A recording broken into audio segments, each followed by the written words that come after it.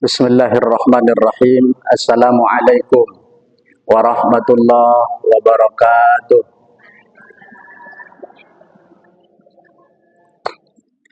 Alhamdulillahil badi'il hadi ila bayani mahyair rasyadi amad darbaban nuha wa rasama syamsal bayan fi suduril ulama amma ba'd. Kembali kita bersyukur kepada Allah Subhanahu wa taala dengan ucapan alhamdulillahirabbil alamin. Mudah-mudahan rasa syukur yang tiap hari kian bertambah di dalam hati kita menjadikan kita orang yang mampu bersyukur fi kulli waqtin wa fi kulli halin, di dalam setiap keadaan dan di setiap musim, kondisi apapun kita pandai bersyukur kepada Allah Subhanahu wa taala. Salawat beriringkan salam. Allahumma salli ala sayyidina Muhammad. Assalamu alayka ya Rasulullah. Assalamu alayka ya Habiballah. Sama-sama kita ucapkan kepada beliau yang sangat rindu dan merindukan kita, yang sebabnya derajat kita diangkat oleh Allah, yang sebabnya pintu surga terbuka untuk kita, dan manusia yang pertama masuk ke dalamnya adalah beliau Nabi besar Muhammad sallallahu alaihi wasallam.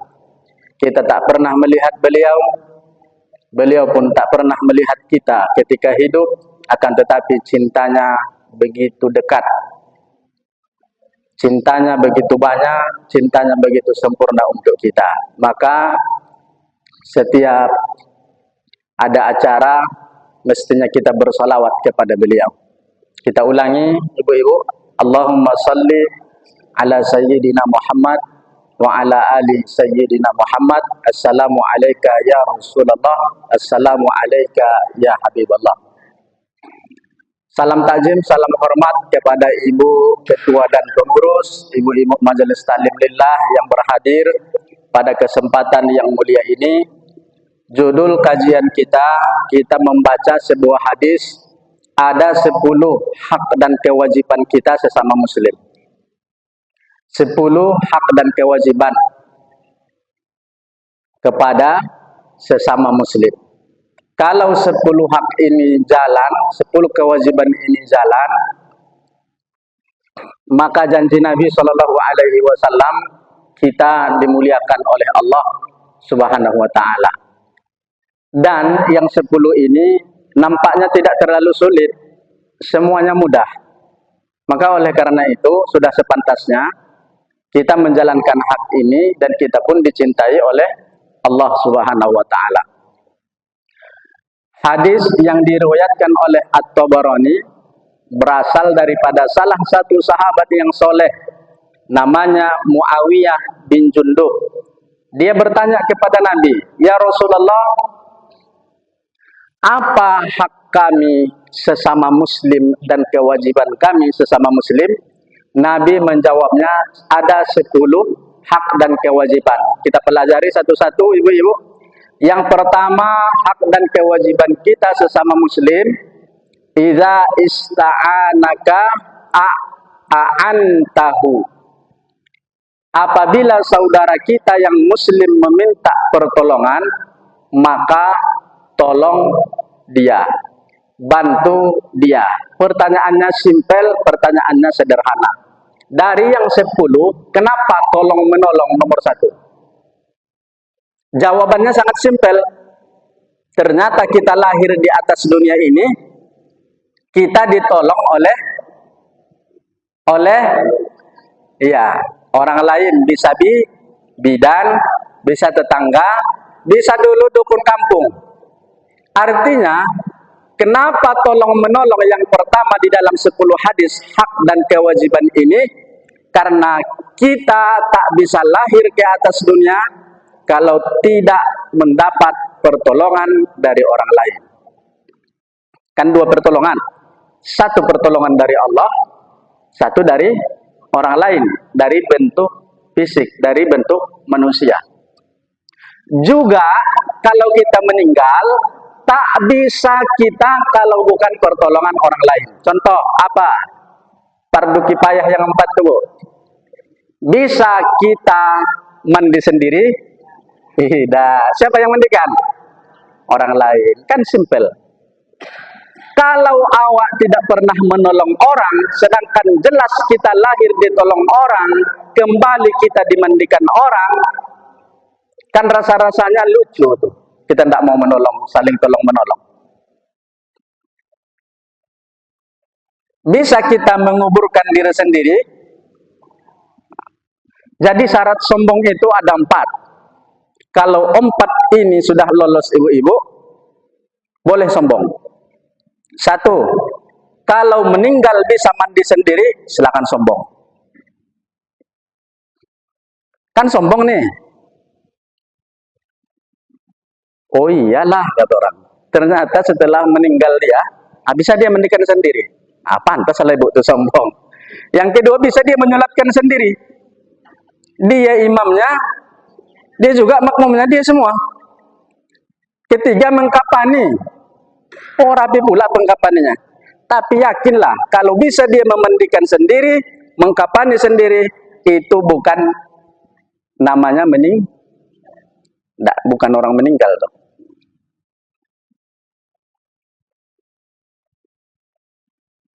Yang terakhir, menguburkan sendiri. Jadi kalau ada orang yang di dalam hati kita kepengen sombong, coba gali sendiri dulu di samping rumah kita itu. Lubang nggak usah seperti kuburan tuh. Agak-agak 60 cm lah. Tidur di dalam. Ya, timbun sendiri. Kalau datang malaikat tuh, 2 malaikat tuh, coba berangi malaikat tuh. 4 enggak? Tapi kalau rasa-rasanya belum, paslah. Berarti kita tidak berhak untuk sombong. Maka jawabannya simpel. Kenapa ini yang pertama tolong-menolong? Mulai dari lahir sampai nanti kita kembali kepada Allah, itu semua ada tolongan orang lain. Ada tolongan orang lain. Maka pindah dia yang pertama, saling tolong-menolong. Saling tolong-menolong itu bukan hanya materi. MTFD kan dia. MTFD. Menolong itu MTFD, Bu. Apa M-nya? Yang pertama, materi. Kalau ada uang, datang orang ke rumah kita, memang ada uang, kasih materi. Materi itu namanya uang. Uang itu namanya materi. Ustadz, saya tak punya duit. Tenang, masih ada. Apa tadi? Yang kedua? T. Apa itu? Tenaga. Tolonglah Bu, anak saya mau nikah di rumah. Apa kata kita? Saya tak punya duit. Tapi ikutlah saya. Marut kelapa di rumahmu. Apa namanya tuh? Kan masak rawon. Rewang. Rewang kan?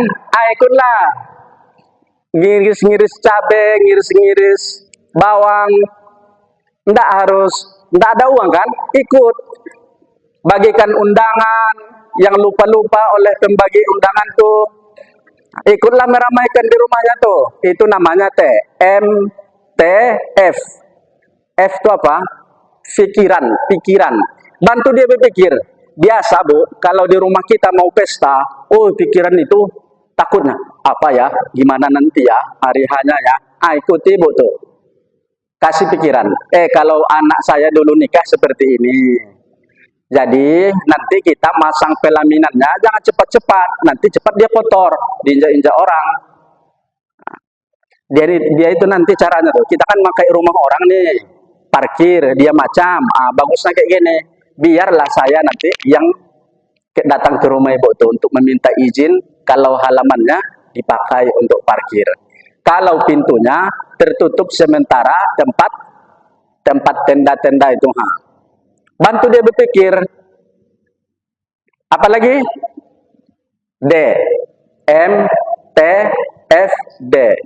Jangan lupa doakan. Saya cuma tenaga yang bisa Bu. Uang tak ada. Kalau memberikan pikiran, gimana saya memberikan pikiran? Anak saya belum ada yang nikah, belum ada pengalaman Bu. Udahlah, saya doakanlah Ibu. berdoa. Jadi membantu orang tuh tak mesti dengan ini. Kadang-kadang datang orang ke rumahnya curhat, saya tak punya uang, titik. Pulang orang itu langsung. Padahal dia tidak ingat, masih ada TFD, tenaga, pikiran, dan doa. Itu yang pertama, Bu ya. Kalau ayatnya jelas. Nah, ayatnya jelas dengan hadisnya. Wa ta'awanu 'alal birri wat taqwa. Tolong-tolonganlah kalian, saling tolong-tolongan, Bu, saling tolong. Jangan mau ditolong aja kerjanya. Kadang membuat orang itu tidak ikhlas, kan banyak datang pertanyaan. Ustadz, nanya Pak Ustadz, ya Bu, ngapa? Saya dulu Ustadz ikhlas nolong dia Pak Ustadz. Tapi ketika saya kena musibah Pak Ustadz, dia mampu. Dia ada di rumah. Nggak mau dia Ustadz menolong saya. Mampu dia Ustadz. Kan? Jadi, apa namanya? Jangan mau ditolong terus. Tapi ayat itu indah, saling tolong menolong. Saat orang susah, kita sedang tidak susah, tolong. Saat kita susah, orang tidak susah, baru dia mau menolong kita. Dan itu manusiawi. Manusiawi sekali. Karena ada pertanyaan tuh. Ustadz, gini-gini Ustadz masalahnya. Bagaimana caranya Ustadz? Pokoknya Ustadz, ada nanti kesulitannya, saya tak mau lagi menolongnya Pak Ustadz, karena sudah pengalaman. Ini kan pengalaman. Makanya wa ta'awanu, saling tolong menolong. Kita tidak mau ditolong terus, tapi kita juga harus menolong orang lain. Indah. Wallahu fi aunil abdi, makanal abdu fi auni akhihi. Kita selalu mendapat pertolongan dari Allah kalau kita selalu memberikan pertolongan kepada hamba Allah. Satu. Yang kedua, kedua ini agak berat memang. Walaupun di awal saya bilang tadi ringan semua, yang kedua ini agak berat. Perlu kita kenali ciri-cirinya. Apa memang yang kedua Pak Ustadz? Ija istaqrodoka, apabila dia datang mau minjam ke rumahmu, aqradtahu, berikan dia pinjaman. Ini mesti dikenal dulu. Ini ibu nih, Ismail dah. Ismail itu apa Pak Ustaz? Iso minjam, tak iso mulangkan. Ismail. Iso minjam, tak iso mulangkan. Bahasa Jawa tuh. Ismail dah. Kalau Ismail, tentu orang berpikir-pikir, tidak salah kita pula kalau kita kasih. Daripada silaturahim putus, bagus lagi jangan dikasih, Bu. Kalau dikasih, tidak baik kita. Gang cuma satu ke rumah kita, sama gangnya, Bu. Rumah dia dengan rumah kita cuma satu gang. Setelah dia berutang, iya, tak lewat situ lagi.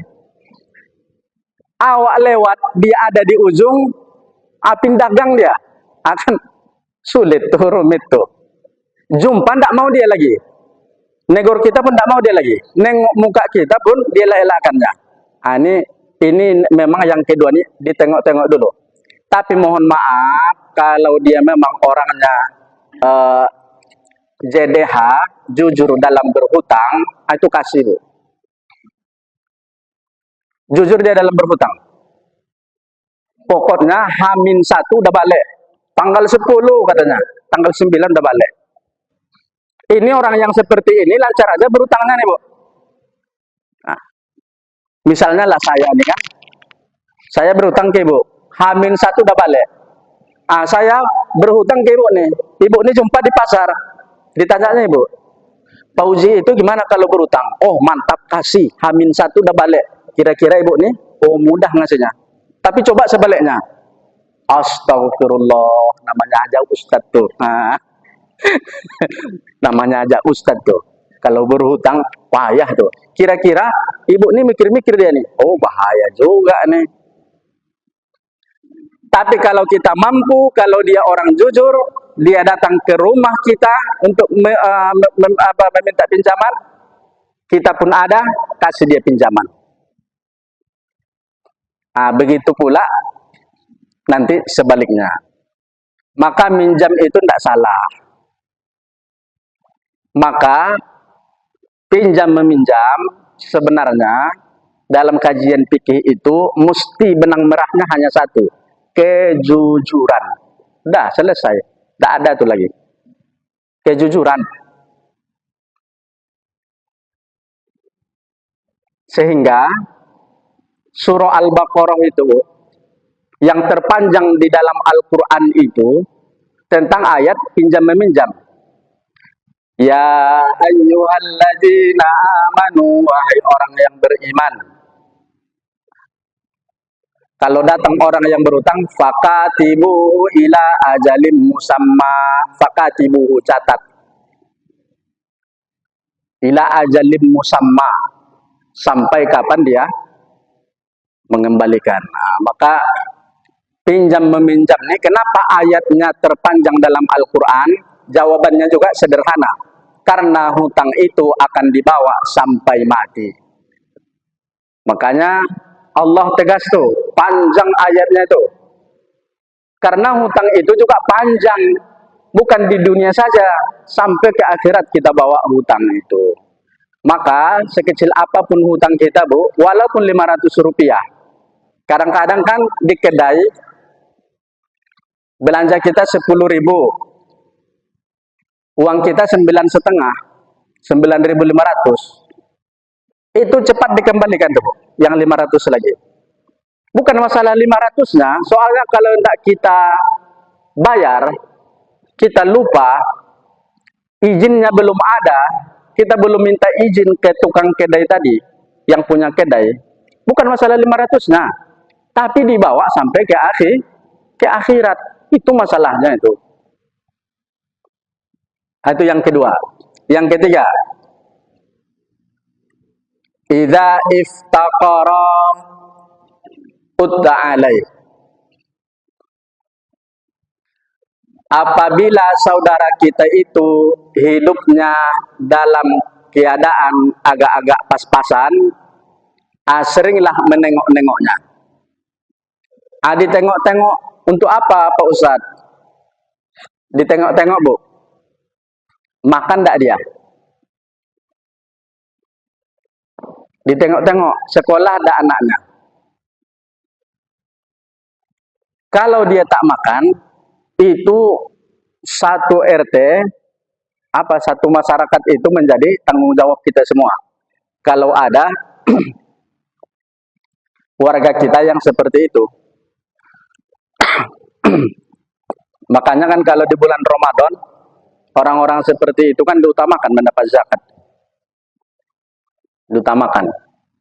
Jangan sampai kita satu RT ini membiarkan ada orang yang tidak makan di RT kita. Sehingga dia sakit pun, sudah lama dia sakit, kita tidak tahu. Tapi ini pula lah salahnya orang-orang itu kadang-kadang, dia tidak mau bergaul ke masyarakat. Padahal bergaul saja di masyarakat, itu selesai, insya Allah selesai urusan.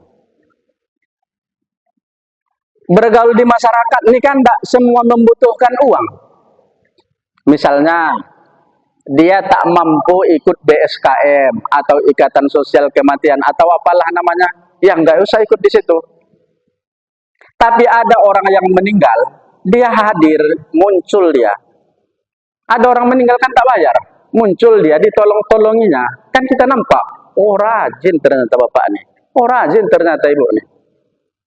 Ini kadang-kadang gimana ya? Ada ego tersendiri sih. Ke pengajian tak pernah muncul, ada orang meninggal tak pernah duduk, takziah 3 hari tak pernah nampak. Kemudian, ya kondisi ekonominya seperti itu kan. Sehingga, karena dia tidak bergaul, sakit kadang-kadang dia 3 hari, 5 hari, kita tidak tahu, bukan salah kita. Tapi dia tidak mau bergaul. Kadang-kadang ini apa, Bu? Ini agak-agak apa nih? Apa namanya? Pemikiran-pemikiran seperti ini sebenarnya nggak boleh. Saya kan hanya rumah apa namanya tuh? Saya kan hanya ngontrak di sini. Belum tentu juga saya lama di sini. Makanya tidak ke masjid, tidak kemana-mana. Yang namanya sakit, tidak tahu ngontrak apa punya rumah bulatan. Yang namanya meninggal, Bu, tidak ditanya malaikatnya, ini rumah kontrak atau rumah bulatan. Tiba-tiba, kalau di tempat saya itu kayak gitu. Di tempat saya yang sekarang, banyak meninggal orang tuanya, ya kan? Meninggal orang tuanya, dia tidak ikut SKM. Kalau kami namanya SKM. Kuburan kami itu jauh, Bu. Kilometer 3, jalan UK, masuk ke dalam. Masuk ke dalam, jauh lagi. Karena merasa rumah itu bukan rumah dia, dia hanya ngontrak, sehingga datang ayahnya dari kampung, qadarullah meninggal di sini. Kalau bawa ke kampung, ambulannya saja sudah 3 juta. Kan ceritanya tadi, kondisinya nih, bukan orang kaya kan, orang sederhana. Ngitung-ngitung, ya dikuburlah di sini. Tapi tak masuk SKM. Tentu orang SKM nggak bisa memberikan ini, karena itu sudah kesepakatan bersama, dibelilah, Bu. Berapa kata orang UK tuh satu pemakaman? 3 juta. Iya betul, 3 juta.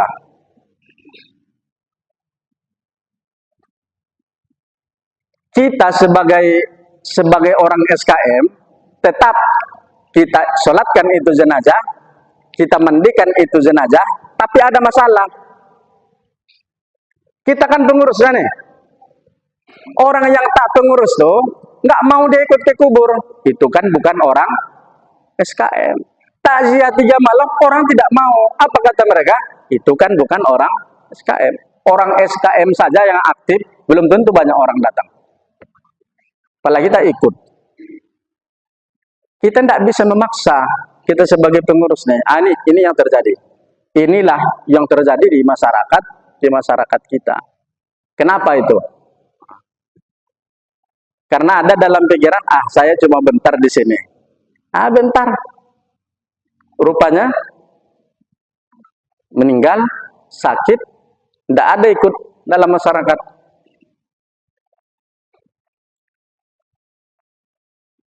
Itu karena di masyarakat kita tuh, karena ustadz pengurusnya tuh. Coba yang lain, bangku di masjid pun tak boleh diangkat ke situ. Tenda pun tak boleh dipinjam orang masjid. Karena memang sudah ketentuannya seperti itu, Bu. Tidak bisa kita salahkan orang-orang masjid, tidak bisa. Maka kitalah yang aktif, ya, yang aktif di situ. Tapi tugas kita sesama muslim, kalau ada warga kita yang hidup dalam kondisi itu, tetap kita ditengok-tengok aja. Kita nasihati, Bu, ayo ikut dengan kami, Bu, setiap hari Jumat. Bu, ada orang meninggal, yuk, takziah, yuk. Mana tahu hatinya berubah. Yang keempat, idza marido uttahu. Apabila orang muslim sakit, kewajiban kita adalah menjenguknya. Kita sudah bahas tuh bulan yang lalu atau bulan yang lalu lagi tentang keutamaan menjenguk orang yang sakit. Kita jenguk orang yang sakit. Yang kelima, idza asabahu khairun hanna'tahu. Apabila saudara kita sesama muslim mendapatkan kebahagiaan, kita harus ikut bahagia. Apa contoh kebahagiaan, Bu? Anaknya wisuda,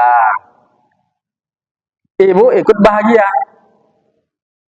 Walaupun kadang-kadang anak kita sama-sama mendaftarnya, anak dia lalu lulus duluan, anak kita tak lulus-lulus. Apa sikap kita? Tetap ikut bahagia. Ada anak kita laki-laki, sama umurnya.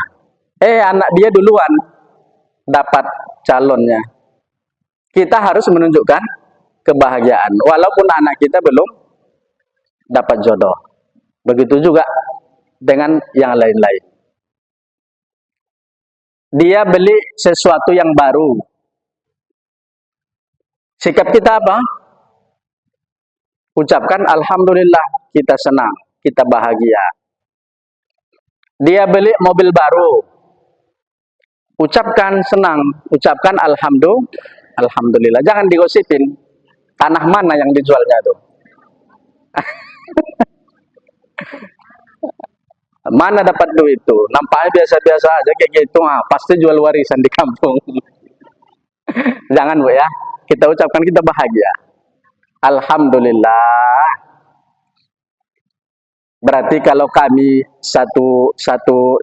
berarti RT kami ini yang tak punya mobil, andaikan ada malam-malam kumat asam lambung atau angin duduk, sudah bisa minjam mobil ke dia. Membawa nanti ke rumah sakit. Nah, pikiran kita kayak gitu aja. Jangan kayak tadi ngurusin warisan orang tadinya. Oh iya, saya dengar tuh mertua dia memang kaya tuh. Ah, itulah tuh kan katanya. Nah, itulah kalau dapat mertua kaya nih.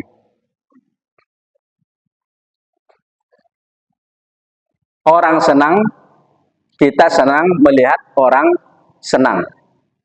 SMS senang melihat orang senang. Bisa juga sih. SMS yang satu lagi, senang melihat orang susah. Kita harus senang melihat orang senang. Yang keenam, hak dan kewajiban kita, idza asabahu musibatun ajaztahu.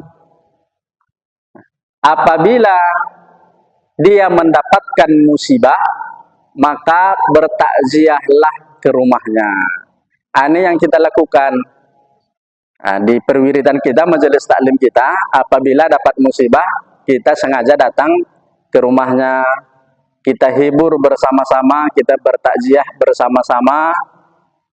Yang pertama, menunjukkan kita ikut berbagi, bahwa kehilangannya juga kehilangan kita, kesedihannya juga adalah kesedihan kita, dia terasa terobati, dan kita juga sedang berdakwah. Itulah enaknya ikut majelis taklim, dikunjungi orang ramai-ramai, sehingga yang lain tertarik ikut majelis taklim. Nah, musibah. Ketika orang mendapatkan musibah, mereka mendapatkan musibah, kita datang untuk bertakziah. Bertakziah ini luar biasa pahalanya. Kalau kita datang kepada orang yang sedih, kemudian sepeninggal kita, dia semakin lapang hatinya, semakin ikhlas hatinya, maka kemudian kita kepergian kita, tadi kita datang membawa rahmat, dan pulangnya kita dari rumah si ahli musibah itu mendapatkan maghfirah, keampunan daripada dosa-dosa kita yang kecil-kecil. Maka kalau ada orang kemalangan, datang saja Bu, walaupun sebentar. Maka kita akan kita datang ke situ membawa rahmat. Apa itu rahmat? Kasih sayang. Membuktikan kita kasih sayang. Oh, keluarga kami satu RT ada yang meninggal. Rahmat. Ketika kita pulang, kita juga membawa maghfirah, ampunan, mendapatkan ampunan daripada Allah Subhanahu wa ta'ala. Begitu juga dengan takziah. Malam pertama, malam kedua, malam ketiga. Bismillahirrahmanirrahim itu berapa huruf tuh? Ba, sin, mim, alif, lam, ha. Alif, lam, ro, ha, mim, nun. Alif, lam, ro, ha, ya, mim. Ini 15. Berarti kurang lebih 19. 19 huruf kali 10 berarti 190. Itu baru bismillahirrahmanirrahim. ibu datang takziah malam pertama, baca Bismillahirrahmanirrahim saja, dapat 190. Itu untuk ibu. Walaupun nanti ada kawan-kawan kita yang mengatakan, itu tidak sampai. Oke lah, menurut dia nggak sampai, kita turuti dia dulu, oke. Tapi kan sampai untuk kita Al-Quran itu. Bismillahirrahmanirrahim yang kita baca, kan untuk kita sudah 190. Yasin dapat 20. Wal Qur'anil Hakim itu 83 ayat. Itu sudah berapa miliar tuh pahalanya tuh. Itu yang ibu bawa pulang. Kan banyak tuh pahala kita tuh. Banyak pahala kita bertakziah. Kita bertakziah. Tapi kalau tidak baca Yasin nanti kita pasti menggosip. Kita pasti cerita kemana-mana. Makanya dibaca di situ Yasin. Untuk pahala kita. Dan dikirimkan juga kepada arwah. Karena memang hadis Nabi ada. Iqra'u surat Yasin ala mautakum. Bacakan kamulah terhadap si mayit kamu surah Yasin. Kenapa surah Yasin? Kan ada Al-Waqi'ah, ada Ar-Rahman, ada yang lain. Dijawab oleh Nabi, li'anna Yasin qalbul Quran. Karena Yasin itu hatinya atau jantungnya Al-Quran. Maka untuk mendapatkan kasih sayang seseorang, apa yang kita ribut? Iya, hatinya. Engkau telah mencuri sebagian dari hatiku, katanya kan. Kalau sudah luluh hatinya, dapatlah cintanya itu. Ibu ingatlah dulu waktu anak gadis. Untuk mendapatkan kasih sayang Allah, tentulah jantung diambil hatinya, diambil jantung Al-Quran. Al-Quran itu adalah kalamullah. Jantungnya kalamullah itu di mana? Surah Yasin. Seperempatnya Al-Quran itu di mana? Surah Qul Huwallah. Ibu baca surah Qul Huwallah 3 kali, berarti ibu sudah hatam Al-Quran. Tidak ada, sudah jelas-jelas semua itu. Ada bagian-bagiannya. Ibunya Al-Quran mana? Al-Fatihah. Ummul Quran. Al-Fatihah. Ibunya, jantungnya, hatinya Yasin. Seperempat Al-Qurannya Qul Huwallah. Udah ada semua bagi-bagiannya. Dan itu semua dibacakan di tempat takziah. Ibunya dibaca, diikutkan. Jantungnya apalagi. Sepertiga Al-Qurannya hatam semua. Apalagi? Boleh baca surah Ar-Rahman? Ya silakan. Tapi kan lama. Al-Waqi'ah? Boleh. Tapi itu kan surah kekayaan.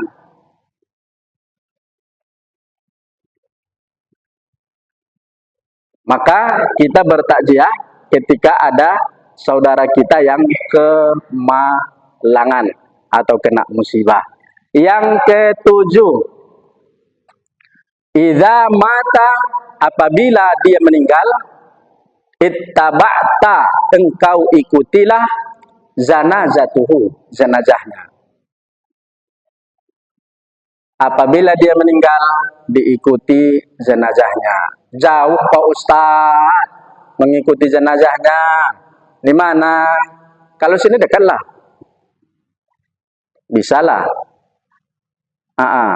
Pertama, ibu dapat 2 kirot. 2 kirot, 1 kirot itu 2 sebesar 2 bukit Uhud. Maka inilah rahasia dulu. Kenapa orang kampung setiap ada masjid dulu-dulu tuh dekat pemakaman. Alasannya itu biar orang lain, bapak-bapak, ibu-ibu bisa semua menyaksikan pemakaman itu. Karena dulu harga tanah belum mahal di kampung-kampung. Nah, kalau sekarang pemakaman pun mau babat orang di Simpang 3 itu dibuatnya perumahan. Iya, ini kantor KUA Tengkube itu. Luas apa tuh? 2 baris tanah pemakaman tuh. Itu masih ada makamnya, makam yang lama. Di babat orang, dibilangnya di surat tuh tanahnya lebih masuk ke pemakaman tuh. Kenapa? Mahal harga tanah. Orang dulu, ya di masjid kami, di pengkarangan masjid kita di kampung tuh, tanah wakaf, namanya tanah wakaf. Saya waktu kecil bilang kuburan itu tanah wakaf aja. Nah, masjid di Goti dekat kampung kami, itu luas, ke belakang apa itu? Ya rata-rata di kampung itu. Sehingga kalau ada yang meninggal ya satu kampung tuh rame-rame. Satu kampung tuh rame-rame, nggak jauh-jauh. Tapi sekarang di kampung-kampung itu pun sudah habis apanya yang dekat-dekat nih. Tapi juga tidak terlalu jauh tanah wakafnya kali kampung-kampung karena masih murah. Kita nggak bisa bukan baru ini dibuat kayak gitu. Yang jauh aja mahal. Dan yang di air hitam tuh kami dulu di air hitam Bu, sudah penuh. Kami udah sekali pindah dari air hitam ke jalan Uka. Yang di jalan Uka pun sudah penuh. Udah penuh. Yang tak penuh tuh, itu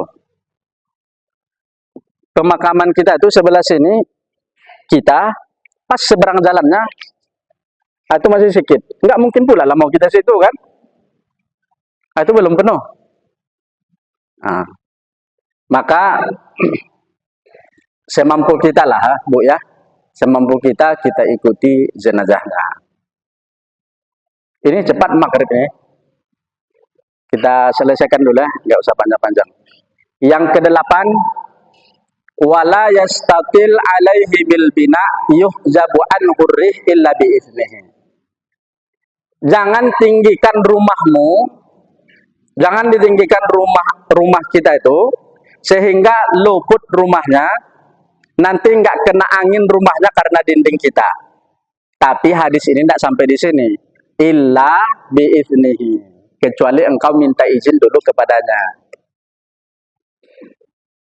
Kita minta izin Bu. Ibu-ibu yang bangun rumah bertingkat ada tidak minta izin dulu tuh? Bu, ini kan rumah saya nih Bu. Ini rumah saya. Tingginya segini. Rumah ibu tingginya segini. Karena ibu tinggikan rumah ibu, terhalang angin tuh masuk ke rumah saya. Hah? Rumah ibu bertingkat, terhalang yang dari sini karena ada dindingnya Bu, terhalang. Sampai sebegitunya loh.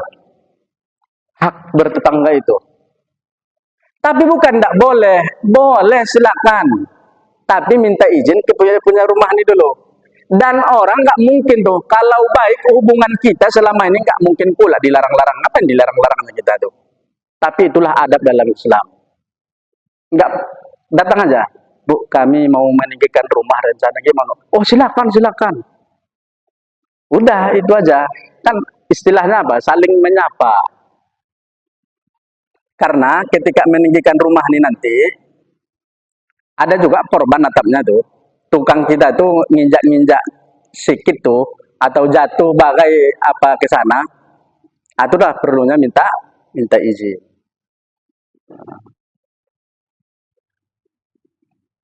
Yang sudah terlanjur, ya terlanjurlah. Tapi kalau untuk mau bangun lagi, minta izin bagusnya itu. Nomor 9, wala yu'zihi bikitari qadraka illa antaqraqa lahu minha. Jangan sesekali menyakiti tetangga. Jangan sesekali menyakiti tetangga, andaikan ada terjadi insiden bertengkar, maka cepat-cepatlah berbaikan. Berbaikan tetangga. Yang terakhir, wa in istaroita fakihatan fahdilahu. Apabila kita membeli buah lebih, kan kadang-kadang buah makanan atau buah makanan ada terlebih. Contohnya baru-baru pulang kampung, kalau Ustadz Fauzi banyak kali bawa salak. Memang untuk dibagi, kalau untuk di rumah busuk dia, nggak termakan sama kita. Fahdilahu, bagikanlah kepada tetangga. Kalau ada makanan kita, nggak buah aja sebenarnya. Kalau ada makanan kita agak banyak, bagikan kepada tetangga. Apa artinya ini? Saling memberi. Idza tabakta fa'aksir ma'aha. Apabila engkau memasak, kata Nabi, perbanyak kuahnya. Bulan Ramadan betul-betul diamalkan hadis ini mentah-mentah. Nah, memang kuahnya aja yang dibagikan tuh. Bikin cendol, betul-betul kuah cendol tuh dibagi. Bikin kalio jengkol, karena baca hadis itu, betul-betul yang sampai ke tetangga itu, kuahnya. Lapar tetangga tuh, baunya aja kan wangi tuh, kalio jengkol tuh. Saya kalau dipilihkan kalio jengkol dengan kalio daging, masih saya pilih, Bu. Masih bertahan saya di jengkol sampai hari ini. Iya, serius. Enak kalio jengkol tuh. Lapar tetangga tuh, dicari-carinya lah digininya. Suruhnya anaknya, coba cari nak jengkolnya agak sebuah jadilah. Kata anaknya, enggak ada mah. Coba ulangi, diulangilah. Dari mana tadi? Dari kanan. Nah, coba dari kiri. Nah, dari kiri pula. Memang tak ada. Artinya itu bukan kuahnya aja, tapi dengan jengkol-jengkolnya. Berbagi ya, Bu. Berbagi dengan tetangga. Inilah 10. Kalau kita amalkan ini, kata Nabi, maka kita mulia di hadapan Allah Subhanahu wa taala. Demikian pengajian kita pada kesempatan yang mulia ini. Mudah-mudahan bisa kita amalkan. Kita berdoa kepada Allah Subhanahu wa taala. Nauzubillahi minasyaitonir rajim. Bismillahirrahmanirrahim. Alhamdulillahi rabbil alamin. Assalatu wassalamu ala asyrafil anbiya'i wal mursalin wa ala alihi wa sahbihi ajma'in. Allahumma ighfir lana dhunubana wa liwalidayna warhamhuma kama rabbayana shaghira wa li jami'il muslimina wal muslimat wal mu'minina wal mu'minat al ahya'i minhum wal amwati bi rahmatika ya arhamar rahimin. Ya Allah, sumber segala pengetahuan yang menurunkan wahyu menjadi pedoman, yang menebar cahaya di hati insan. Kami datang membawa niat dan pengharapan, ya Allah. Di Masjid Lillah ini kami satukan pemikiran, ya Allah, mengaji tentang Al-Quran dan hadis dan agama ini, ya Rabb. Ya Rabb, berikan kami kejernihan hati, agar setiap langkah berpijak pada kebenaran, agar setiap gagasan kami dari majelis taklim ini lahir dari keikhlasan, dan setiap keputusan dari majelis taklim, hati kami ini dipenuhi dengan keberkahan. Jauhkan kami dari keangkuhan dan kesalahan. Ya Allah, dekatkan kami dengan hikmah dan kesabaran. Teguhkan hati kami dengan persatuan, karena perbedaan adalah rahmat, bukan pertentangan. Ya Allah, ya Tuhan kami, jadikan pertemuan kami setiap Jumat ini menjadi amal kebajikan. Jadikan hasilnya bekal bagi generasi penerus perjuangan. Jadikan ilmu yang kami tanam, ya Allah, menumbuhkan keteladanan, dan jadikan langkah kami bernilai pengabdian di sisimu, ya Arhamar Rahimin. Ya Allah, ya Rabb, andaikan ada kekeliruan, jadikan bagi kami pelajaran.